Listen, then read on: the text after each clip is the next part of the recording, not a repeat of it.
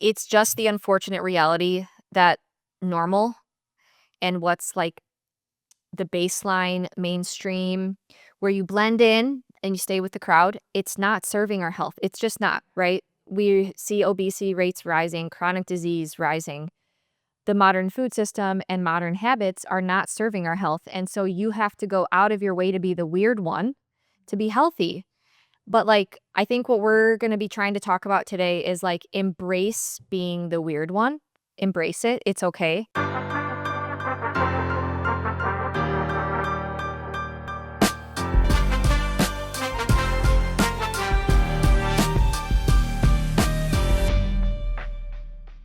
So health shouldn't be hard, but it still requires effort, especially in these modern times.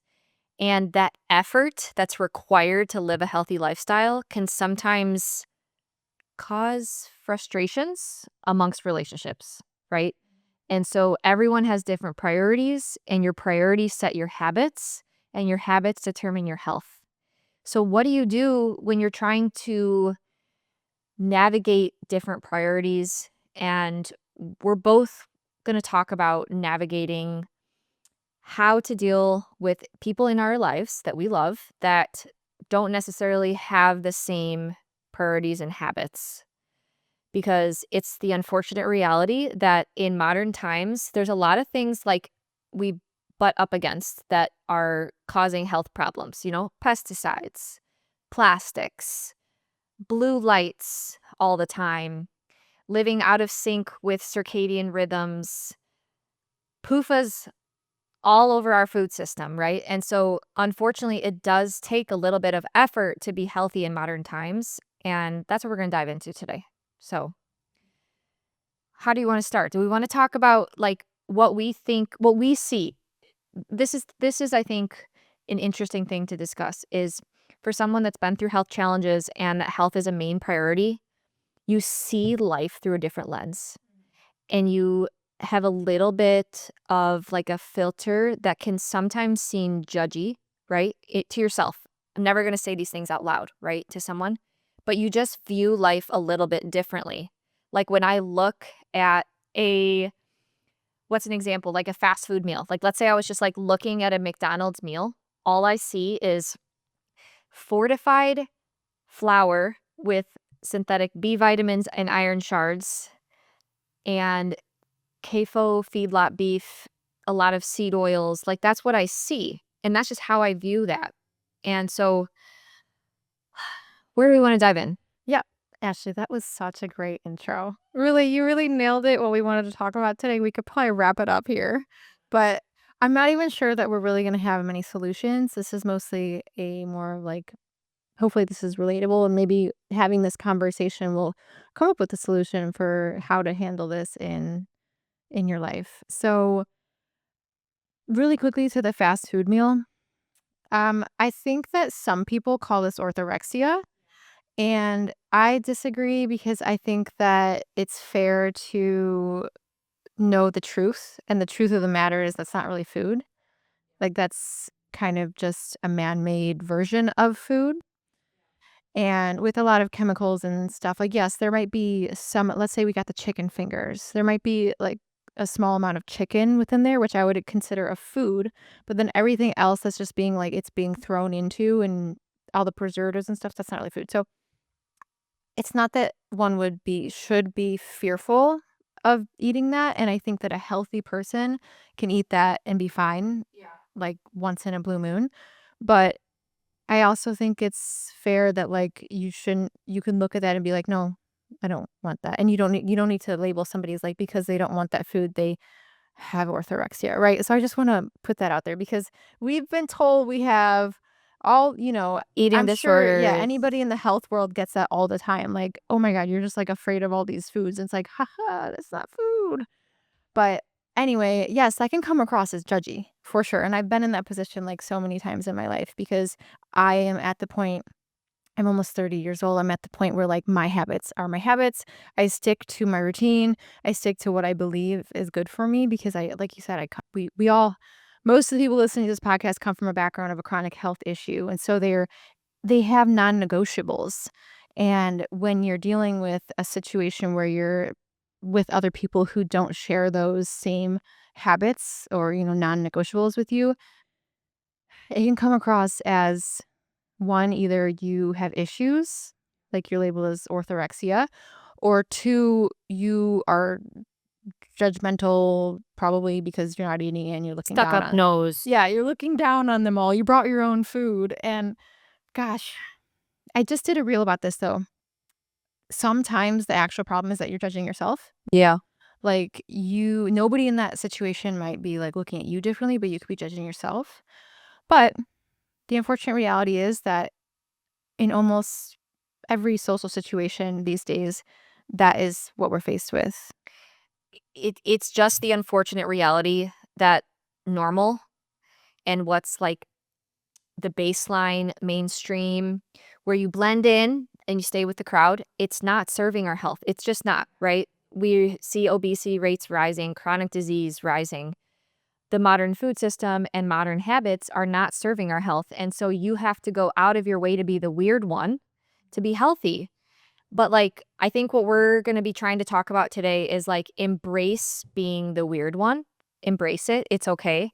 So, as an example, I was at the Capitol, state capitol the last few days being a raw milk lobbyist and was hanging out with, like, legislatures, talking to staffers, hosting a raw milk and meet and greet event, drinking raw milk on the House floor in the Capitol building, and, the unfortunate reality is that was a lot of indoor time, right? Seated in offices under blue lights that I had like a 30-minute break and I just like instantly had this feeling of I got to go outside and take my shoes off and walk in the grass. And I just did it, right? There's hundreds of people walking around legislatures in fancy suits and then there's this crazy girl without shoes in a dress like walking around the grass. But, like, I just have embraced being the weird one, and I think that it's difficult because I largely live with animals, and so I don't have to face this, like, external people judging me, but I know that certain habits and lifestyle choices and behaviors are not the, quote, "norm," and so you stand out. You feel like you stand out and be like a sore thumb, and that can be challenging in social situations, and I don't experience that much because I don't live in a city and hang out with, like, a bunch of people on the weekends and, like, that type of thing, and if I were to, I think I would be a little bit more hesitant to be that weird one. So I understand that there are social restrictions, like, social challenges, but how do you navigate that? Especially if you're with people who maybe have different, like, health goals or priorities, or they don't think that there's any problems with modern times, but maybe that's because they haven't faced any issues yet or something Yeah. like that. So I think it is at the core of this, it's more than just the like once in a blue moon social situations. Social situations that's hard for me to say. But instead, maybe you're living with somebody, you're living with a loved one, or somebody in your family doesn't feel the same way about health that you do. And then that can create conflict in the relationship. Or you can feel sad, right? You can, like, maybe you're seeing your parent kind of go through this too, and you feel sad about it. And the thing is like, let's be honest, like, everybody has a chronic health issue, but the ones who actually take control over it and manage it naturally, not manage it, literally can overcome and heal it entirely naturally through lifestyle and diet, they still get labeled as, "Oh, they do that because they have a chronic health issue." So, okay, maybe that's one way, like, gets me to understand, that's why they live that way because they have a chronic health issue. But the thing that we're all neglecting, the elephant in the room, is that, my friend, you also have a chronic health issue that you're either not managing or you're managing with the prescription, whether it's a cream or a pill. It could be as simple as the acne on your chest. It could be as simple as the extreme amounts of diarrhea that you have when you eat out and you just kind of don't deal with that. You're just like, oh, that's normal. The bloating. Oh, that's normal. Those are the roots of a future chronic health issue. And so when you are somebody who's already been through that and decided to take your health into your own hands, and you're watching somebody you love, either one, not see it as a chronic health issue and then still continue to have all of these different habits that are not serving them, or two, choosing to go down the route of just putting a Band-Aid on it and continuing to have all these habits that are not helping them. It can be really hard.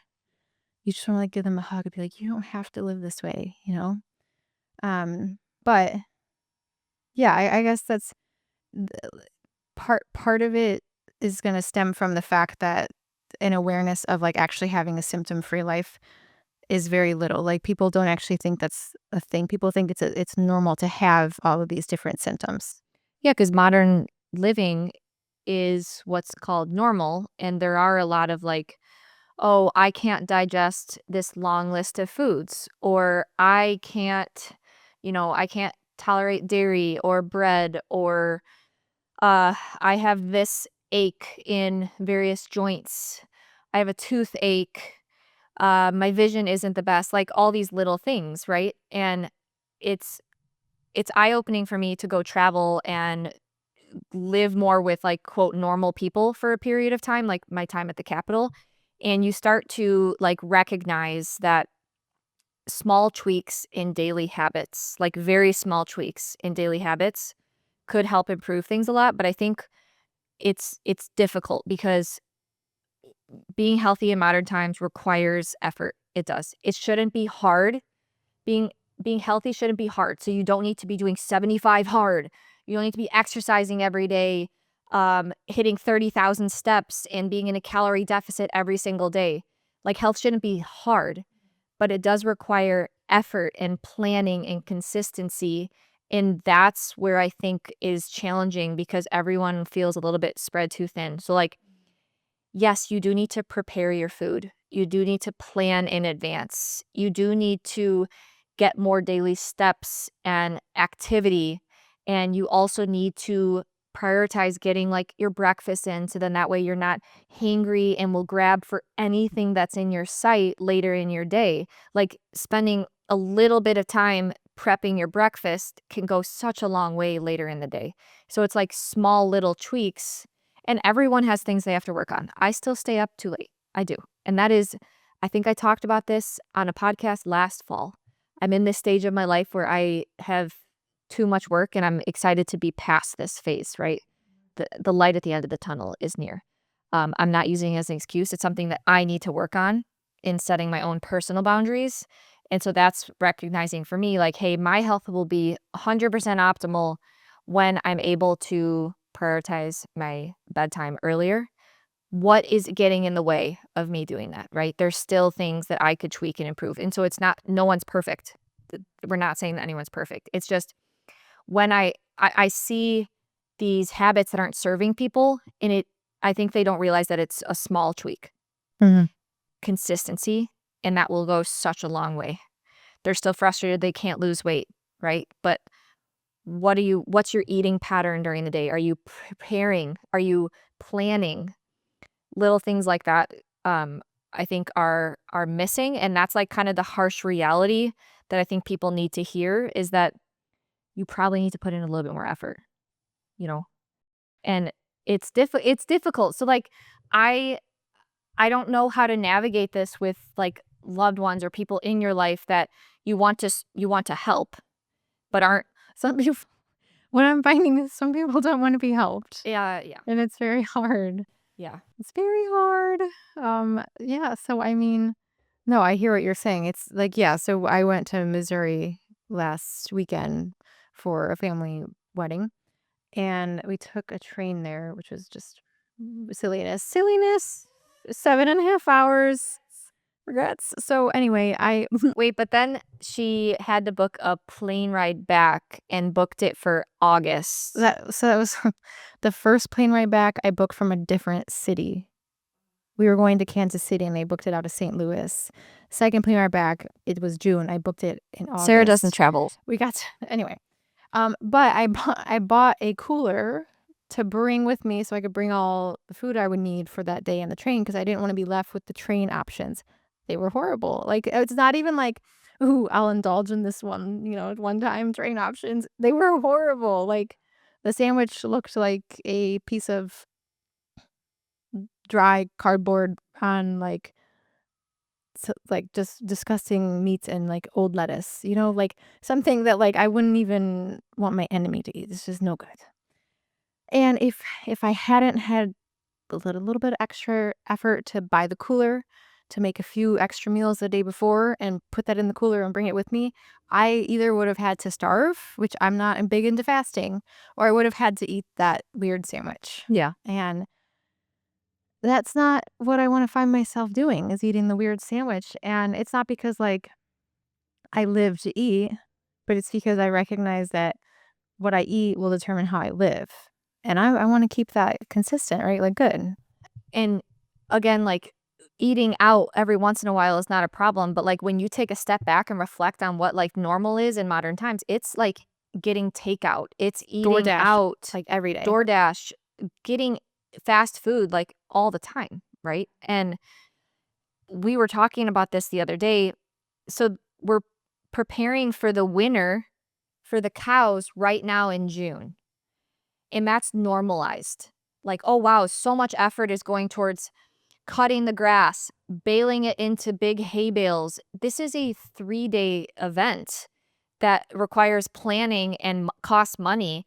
And now we've got these big round bales prepped for the cows to eat in the winter. That's normalized. But somehow, if you were to tell someone, hey, I'm canning and preserving this week, I can't do much. I got to can and preserve my food so that we've got food in the winter for us, you would be looked at as a crazy person. But that is the reality of what our ancestors were doing. Their lives revolved around planning and preparing food. It wasn't quick, convenient, and like in a package. And I think we've lost touch of what it means to be human a little bit, because that was like food tradition and culture where the families work together to harvest and can and preserve and have all these things prepared for the winter. And I think we're seeing the consequences of that. That's a good point. Like, planning and preparing is a little extra effort, but that planning and preparing so you have the food Yeah. that's gonna make you feel good available to you when you need it, allows for you to live the life that you want to.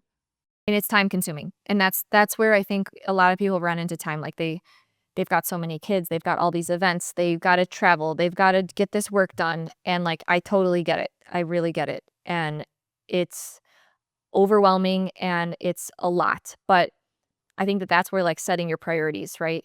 If you are facing things that are hurting your health, what are potential priorities that you could maybe put on pause so that way you can focus on putting in more time and effort into implementing these daily habits? Yeah, something that's helped me with just in general being busy but needing food on the go is just thinking about single ingredient things that I can grab that don't necessarily need to be kept cold. Yeah. So, bananas or apples are a good example, or if you wanna do Jerky, beef jerky, yeah.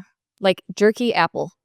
So, having that in your bag is, like, basically a hack because you don't have to keep a little cooler with you. Yeah. So, I did have a lot of, like, bananas and stuff ready with me in my bag, so I knew I was gonna have something to eat.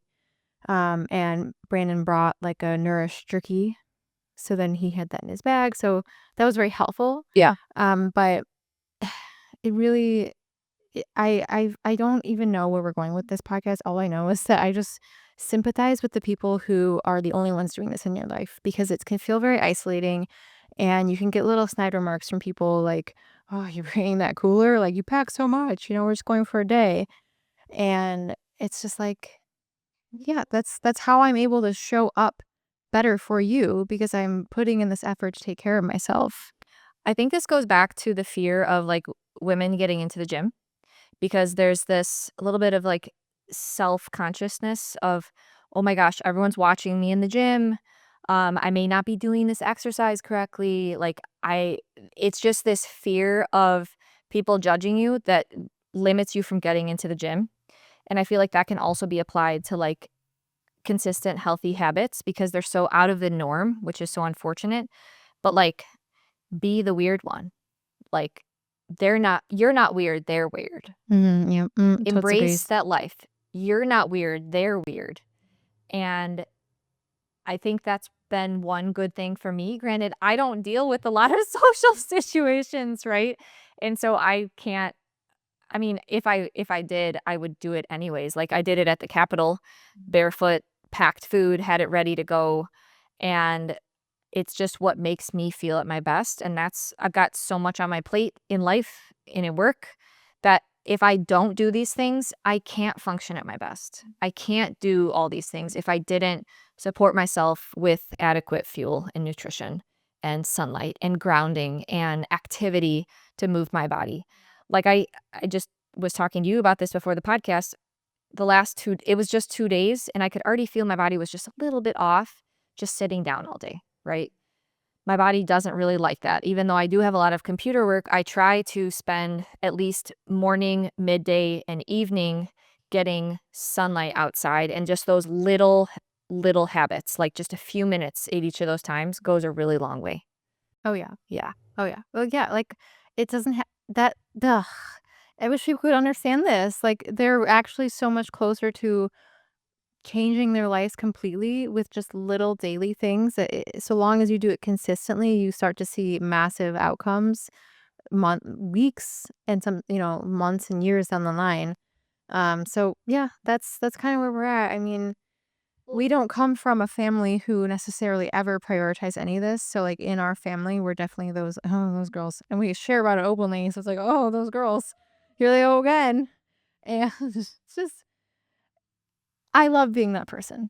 I'm very proud that I'm that person now. And it's taken me a long time to get to this point. And I hope that people listening are like, you know what? Yeah, like I put so much work into my health that I'm going to just show up just as I am and be confident in it, because that's how you are becoming the best version of yourself. And that makes you, even if you're with somebody else who doesn't want to change their ways and doesn't want to implement any of these healthy habits, you can still show up better for them. And that's overall a better life. Yeah. And it's funny to like take a step back and just like view the health world.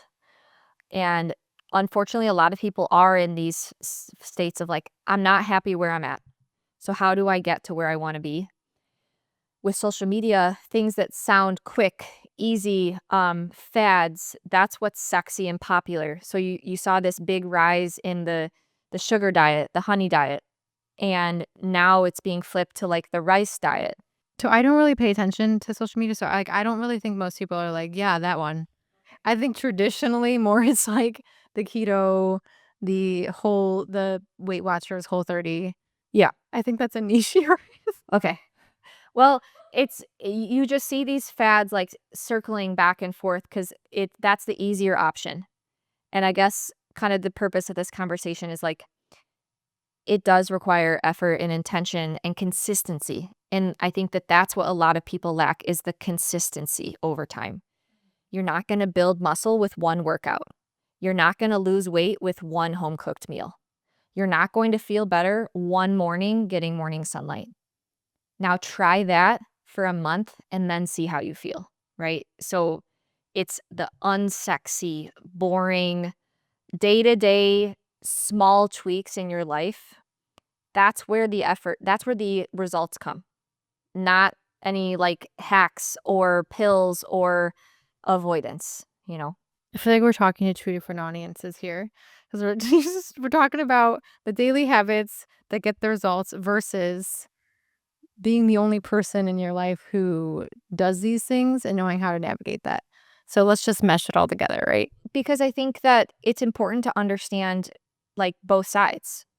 Because one side may want to just be more normal, and if they never experience like a bigger health challenge, they're not going to dive into these rabbit holes as much because it's never impacted them. And you, like you said earlier, you can't force someone be to want to change. You can't. You really can't.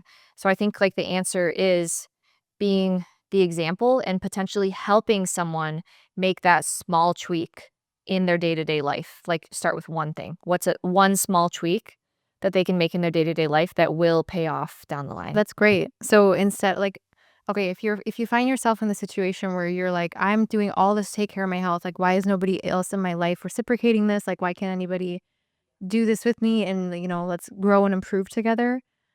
Instead of trying to force something on them, like what you just said, pick one thing and help them with it. And don't do it like you're yanking them along, but like invite them every day to go on your after dinner walk with you, or every Sunday offer to help them meal prep their lunches that week. Yeah. Those kind of things would probably go a long way, because if you get into the routine of doing that, then 2 months down the line, you can combine those two things. Yeah. So I also think I if love you that we would, just came to this conclusion. let's say that you were in a relationship with someone who liked to go out to eat all the time. So for someone that home cooks, going out to eat always disappoints It's a me. disappointment, and It's a to me, disappointment. it's just like, oh, I could have spent that money elsewhere. Exactly. It's like I paid $50 for what? Yeah. So maybe like let's say you were with someone that did that, maybe you say, "Hey, instead of going out, let's like try to make that meal at home." Because then you show, wow, it can actually taste better, and we spent how much versus what is at Have the a really restaurant. fun time doing it too. Yeah. That's a good idea too. So like recreating what they like to do, but in a more healthy fashion. Yeah. Yeah, I like that. And I think the difficult thing is like how I don't think that one should try to say like I am an expert here and I'm going to help you. I've tried to do that to our parents in the past. I love you, mother and father. Like, I'm sorry that I tried to like force you down a path, but it it doesn't work that way. It doesn't. And it's difficult, like you said, to be the person that is putting so much effort in and has made these changes and then trying to help someone else do it and see where they're missing the mark on a few things without being like this, uh, I know better for you. Yeah, It's no, really seriously. challenging. It's really Wait, challenging. because like you and I, we live in the real world, and we don't have this perfect Instagram life where you see this like husband and wife frolicking in the grass, grounding with no shoes, drinking raw milk as they hold hands and watch the sunset. Like sometimes you see that and you're like, why isn't my life like that? Like, why am I not doing that? Why aren't we doing that? But that's really not reality. Like No. for most people, I think that's beautiful. And I love that. And maybe one day. But don't start to feel bad about your reality. Like, keep doing the best that you can do in your situation and try to lift up those around you by doing these little encouragements, little sprinkles of encouragement throughout their life, instead of like the tugboat ash, mom, dad, and like throwing out all their ingredients with PUFAs, which I still support that one. They don't like that at all. Yeah. Or I guess another approach would be like saying, gosh, there is this routine, this habit that is not really serving me, and you're telling the other person about it. Like, gosh, I want to work on this. Can you help me be more accountable on this? And like put it on you, right? Yeah, like Just trying to think through things to help people navigate maybe feeling isolated yeah. because the modern world makes it hard. The modern world isolates you if you care about your health. It does. It does. You're the crazy person, but like my biggest piece of advice is fully embrace w- your lifestyle choices. Like own it. Own it. Be you. But how you navigate that with people that you love, that can be challenging. And I've definitely done things that haven't worked in the past. Like haven't. And it's crazy because like 150 years ago, they just lived. They didn't have to deal with these things. It's like a modern first world problem. They didn't have all these weird habits that we have now, like sitting inside all day, going out to eat all the time. Having to source everything, like having to pay attention to your sourcing. Whereas like back then it was like bread is bread, meat is meat, fruit is fruit. Yeah. I think some people too would say that, let's say we're talking about like partnerships or relationships now, they would say like, well, you just, let that person go. They're not serving you anymore. You've got different interests at this point. But unless obviously something bad's going on there, I think like that is just creating a deeper divide in our society of like, there's this health focused crowd and then there's not. What if we tried to use all of these tools we're talking about to help those people see that there is another life that they could live? So lifting them up And obviously some people are not going to be receptive to it, and that's when you need to see what's important to you, right? Like, is it extremely important to you that they stop doing XYZ, smoking example, if that doesn't align with you, you could probably call that a big enough reason to go. But instead of just like, instead of actually being the judgmental one and bashing somebody, like the person that you're afraid to be, or you're thinking maybe like people see you that way, like try not being that person, like try actually working with them and helping them and loving them through what they're doing to try to help them find a new habit and routine to do with you. Yeah. And then the last thing that I had thought-wise for, like, dealing with people that you love, and you mentioned earlier that we're talking about 2 different things. I don't think so, because I think we first have to accept that, like, to be healthy and to move the needle forward in health, you do have to put in effort. So now how do you navigate that, being someone that is putting in the effort, someone that you love that is maybe missing the mark on a few things? Isn't putting in the effort. Because the fortunate reality is they do have to put in the effort at some point, right? Or you're just like trying to hold them up and it gets really heavy. Yeah. Right? You're doing everything for them. That's hard. Yeah. But I think also realizing that everyone is human and you're never going to make a perfect person, because think of the things that you're never trying to do it all. What is like the one thing? So for the person that you love, the thing that they're struggling with the most, and then what is their one habit that is causing them to like take 2 steps backwards? Focus on one thing. Focus on one, because trying to do it all is going to overwhelm them. It's probably going to cause a lot of fights. To do it all is going to overwhelm them. It's probably going to cause a lot of fights. They'll probably listen in one ear and it'll go out the other, and everyone will be frustrated. And yeah. I agree. What would be one wrap up piece of advice for someone that you think, they themselves have things to work on, but overall they're doing well, and they're with someone, or their good friend, someone that they spend a lot of time with, is doing something that is just so painfully obvious? What would be your advice on like the first way to approach it? I'm not the best person to ask for advice on this. Like, that's one of the reasons that I wanted to just sit down and talk to you about this, because I know hopefully I'm not like in this situation alone, where like we do have these unfortunate realities where you are the only person in your life. I mean, I'm not, like, I've got you, but we're, you know, both crazy. We're pouched. We're in the same pocket, right? Like people see us as like, oh, those crazies. I'm not So, crazy. They're crazy. right? So anyway, like outside of that little pocket, I'm probably not the best person to offer advice. And again, that's why we're talking this through, because just saying these things out loud makes me realize, like, yes, I should be way more understanding. And yes, I should try to think of ways to bring them up with me. Yeah. Kathleen always likes to say, the rising tide lifts all boats. How can I be that rising tide to help that person come out from whatever situation they're in? So, but then at the same time, there's part of me saying, like, don't lower your standards too. Like, you've got to protect your standards and your space and what you find very important that's working for you and important to you. So, finding a balance between that and not being like rude about it all, like being more understanding and giving them the benefit of the doubt and offering to help. Yeah. And if that help is not taken and you're left there with wonderful intentions trying to nicely help them, you need to spend your time elsewhere, because they're not wanting to be helped at that moment in time. And so whatever you can do to just go find another way that you can spend your free time, go find another hobby, go find, maybe you can just make a friend who's on the same page as you, and you'll kind of see, like, was it that important to me that they had to change and do exactly what I was doing? Or was I just truly feeling isolated and alone and I just needed a friend, right?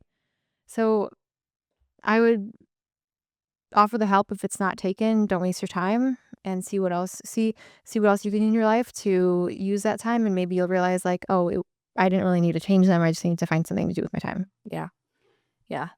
And also maybe having a better understanding of what that individual listens to.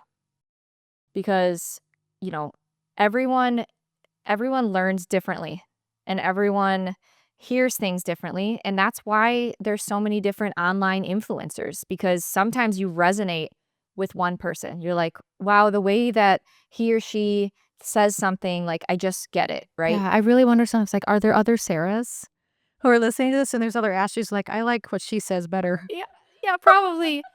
But maybe like think about, okay, who does that person like listen to or resonate with a lot? Is there something you could like send their way, like a podcast that's talked that someone interviews that person on, or similar type messaging? Are they listening to more podcasts? Are they listening to more YouTube videos or reels or blog posts or articles? Understanding how that person learns, and just like, throw a little carrot every once in a bit. I just had an idea based off this. Just go up to their phone while they're not around and just start talking to it. Say things, leave nuggets, grass-fed meat, eat fruit, Because your get phone is sunshine. always listening to you. Put the phone down. Um, Okay, to explain for anyone that's confused, your phone, like, y'all don't like to hear it, but your phone is always listening. So you'll have a conversation, and then 5 minutes later, you'll see a YouTube video or an ad about that same conversation, right? I love that so idea. just plant ads in their phone. That's great. I'm just kidding. Yeah. Yeah, I hope that, if somebody's in this situation, I don't think there's nothing you can do overnight, but kind of being the example in your life. Hopefully people will just start to be a friendly, nice example, right? Because more people will want to hang out with you and do that too, not like the really annoying example, which I've been an annoying example many times in my life. So Same. All right, well, that about wraps up this week's podcast on Rooted in Resilience. I normally end with Rooted in Resilience. Until next week, stay rooted in resilience. rooted in resilience.